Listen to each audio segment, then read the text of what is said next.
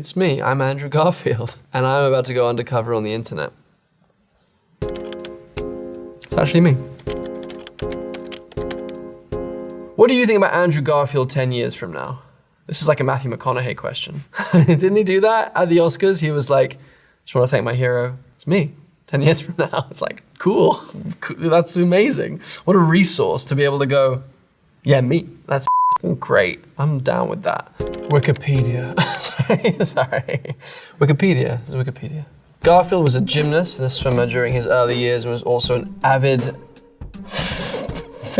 philatelist? I don't know about this. Is it pronounced philatelist? I think that's a stamp collector, because philatelist sounds like a different story that I'm not comfortable talking about. This is a strange thing. I've been asked a lot about it recently. So what's your most prized stamp? And I'm like, what? I'm not a stamp collector. Yes, gymnast, yes, swimmer. I was ranked 3rd in the under-13s 100-meter butterfly in the southern counties of England. Also ranked 3rd as British schools gymnastics under-13s. One day in training, my Russian 200-pound gymnastics coach was sitting on my back doing a box split, and I thought, this is not childhood. This is some form of torture that I wasn't comfortable continuing. Posted. Arachnologists Yuri M. Marusik and Alireza Zamani honored Garfield's portrayal of the role of Spider-Man by naming a new species of crevice weaver spider, Pritha garfieldi, after him. I believe that's true. Pretty cool. Garfieldi, it makes me sound, it's a kind of Italian, but my original name was Garfinkel, like my family's name was Garfinkel, so it's funny, from Garfinkel to Garfield to Garfieldi or Garfieldi, maybe it's Garfieldi because it's Latin, never mind. Having completed the spiritual exercises of Ignatius of Loyola for silence, he said, what was really easy was falling in love with this person, was falling in love with Jesus Christ. That was the most surprising thing. I'm surprised to read it. And it's the truth. I had a very different relationship with the concept of Christ. And I'm pleased to say that I like him. I love him, I would go so far as saying. He was a pretty brilliant man when he was alive and still remains an amazing spiritual symbol of simple stuff, like goodness, loving thy neighbor, doing unto others as you would have them do unto you. Applied. Reddit. Ready for Reddit? I'm not ready for Reddit. All right, so this is the Tick Tick Boom official teaser. Complex Sapien 20 says, WTF, question mark. Andrew Garfield can sing? Yes, define sing. Yeah, sure, I can. I'm not tone deaf, and I trained a lot for this, and it took me about 1.5 years to get my chops up, as it were, and I had a lot of help and support and a coach, and I've always wanted to learn how to sing properly, and this was definitely the opportunity to do that. Replied, you fat and stupid, says, what's with Andrew Garfield simultaneously starring in 2 based on true story pro-Christian set in Japan movies, Silence and Hacksaw Ridge? What's with that? What's with Andrew Garfield doing this? What right does he have? Who does he think he is doing films that are set in Japan, 2 in a row, and about Christianity? What's his deal? Why are you angry at me, you fat and stupid? Like, I'm not calling you fat and stupid, I'm just calling you by your name. Don't do it, why? It's my choice, my life. It just happened that way. There were these 2 projects that I read. They both happened to be set in Japan. I happened to play a Catholic and a Seventh-day Adventist in both. There are spiritual quest things, and they just appealed to me. Have you got better things to do than debate with yourself or other people who don't care about what I'm doing with my life? What are you doing with your life, you fat and stupid? You're not fat and stupid. You're sweet. You're probably a sweet person. If we were in the room together, we would have a nice conversation. But this is not the way to talk to me about my life and my work. Love you. Next. There's a picture of me as a child, and I'm wearing a little Spider-Man costume that my mother made for me out of felt, and it's epic. Since everyone is discussing suit ideas, might I say this suit being worn by a kid Andrew Garfield is my pick. My mother would be very, very complimented by that. I agree. That would be the coolest. My mother's felt suit. Awesome. Twitter. It's me, for real, seriously. Tobey Maguire was the best Peter Parker. He was not a good Spider-Man, though. Andrew Garfield was the best Spider-Man, but was way too cool to be Peter Parker. Tom Holland is just the average for both, which makes him the best because he's the only one that is decent at both. Okay, cool, man. Fine, whatever. Like, cool. That's your opinion, bro. Climb a tree. Tobey is my favorite, right? Because that's my childhood. I think I watched that first Spider-Man film back to back like 3 times with my friend Terry McGinnis. And we were just incredibly high. And we would do the lines to each other. And he just was cracking up in my face, saying, "You'll never play Spider-Man." And now Sam, here we are. At Genghis Khan 17 says, someone put the idea of Andrew Garfield playing Joker for Pattinson's Batman, and after watching The Social Network, Mainstream and Silence, I have to say I'm very interested in seeing him be a Joker. No way. I wouldn't go near it. Would not go near it. But sweet of you to think that it's possible, but I don't think I could ever do it because of what Heath did, what Jack Nicholson did. But then, of course, Joaquin's just like, did his own genius thing. At Hollyberry_24 says, how does Andrew Garfield still have a voice at the end of Angels in America Part 1? So much shouting, crying face. Yes, I don't know how I did it.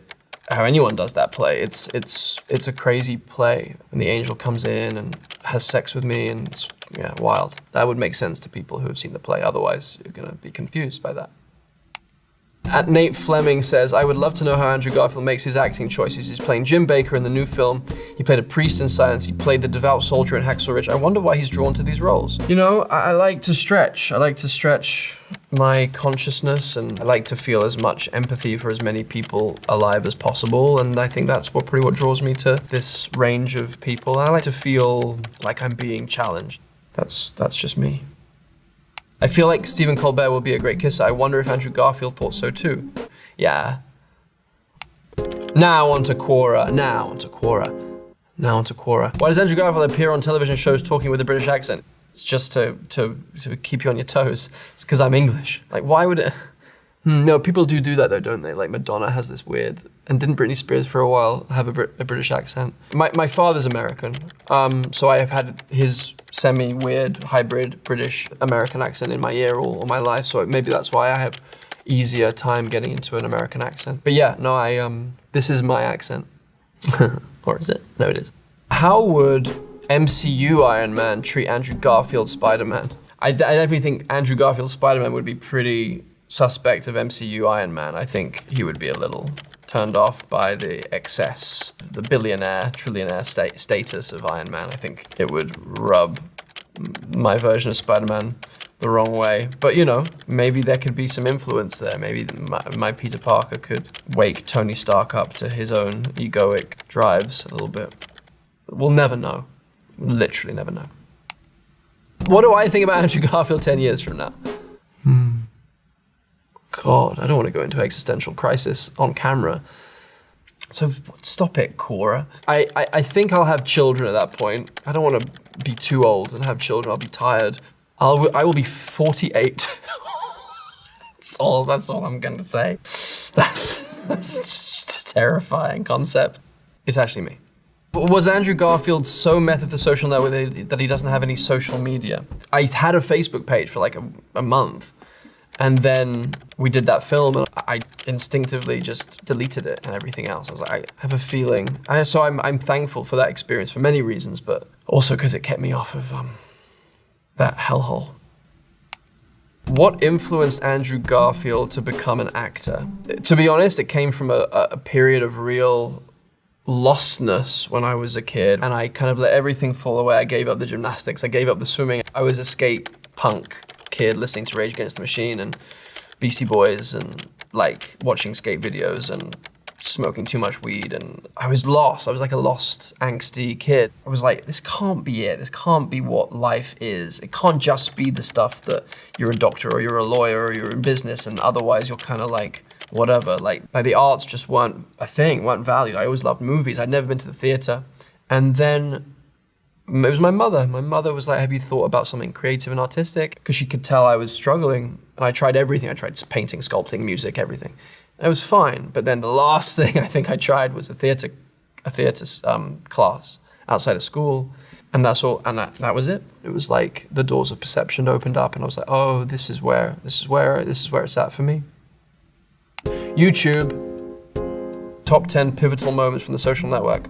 Spinstaz says, the acting here is that much more amazing when you think about how Fincher made them do it millions of times and usually Sorkin demands word for word. How did these actors do it? So there's something about how Fincher works where actually doing it millions of times means you have it in your bones and in your body in such a deep way that you don't have to think anymore and you're just present with your fellow scene partner. And it creates these very lived in, simple, truthful performances. And then you're working opposite great actors like Jesse Eisenberg and you just tune into each other and it becomes this alive, unconscious kind of dance. You know, when you repeat a word over and over again, it becomes meaningless and then like you lose yourself. Like that's what Fincher's looking for. So actually there's a method to that madness.